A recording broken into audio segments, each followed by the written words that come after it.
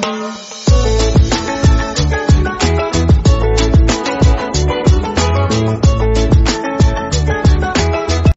The lord. ప్రభువైన యేసుక్రీస్తు వారు ఈరోజు మనకు అందిస్తున్నటువంటి వాగ్దానం ద్వితీయోపదేశ కాండము 1వ అధ్యాయం 7వ వచనం. నరహత్య చేయకూడదు. ఇశ్రాయేలు ప్రజలతో మోషే మాట్లాడడం. ఇది ఇశ్రాయేలు ప్రజలకు మోషే ఇచ్చిన సందేశం. వారు యోర్దాను నదికి తూర్పు వైపున గల అరణ్యంలో ఉన్నప్పుడు అతడు ఈ విషయాలు వారితో చెప్పాడు. వారు ఆరాబా లోయలో ఉన్నారు. ఇది సూఫుకు అవతల పారాను అరణ్యమునకు తోఫేలు, లాబాను, హజరోతు, దిజాహాబు పట్టణాల మధ్య ఉంది. హోరేబు కాండ నుండి కాదేశు బర్నేయాకు షేయారు కొండల ద్వారా ప్రయాణం 11 రోజులు మాత్రమే పడుతుంది.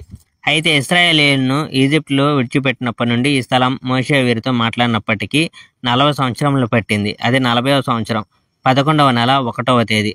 వారితో చెప్పమని యెహోవా మోషేకు ఆజ్ఞాపించిన సంగతులన్నీ మోషే వారితో మాట్లాడినప్పుడు చెప్పాడు. ఇది సీహోనును ఓగును యెహోవా ఓడించిన తరువాత జరిగిన సంగతి.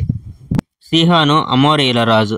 సీహోను హెబ్సోన్లో నివసించాడు. ఓగు బాషాను రాజు. ఓగు అస్పరోతు ఎద్రేలో నివసించాడు. ఇప్పుడు వారు యోర్దాను నదికి తూర్పు మోయాబు దేశంలో ఉన్నారు.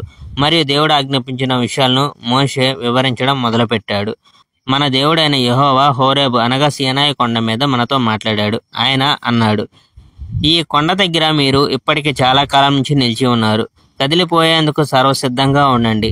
అమోరీయుల కొండ దేశానికి, దాని చుట్టూ ఉన్న యోర్దాను లోయ, కొండ దేశం, పశ్చిమ పల్లపు ప్రాంతాలు, నెగేవు సముద్ర తీర ప్రాంతం అన్ని చోట్లకు వెళ్ళండి.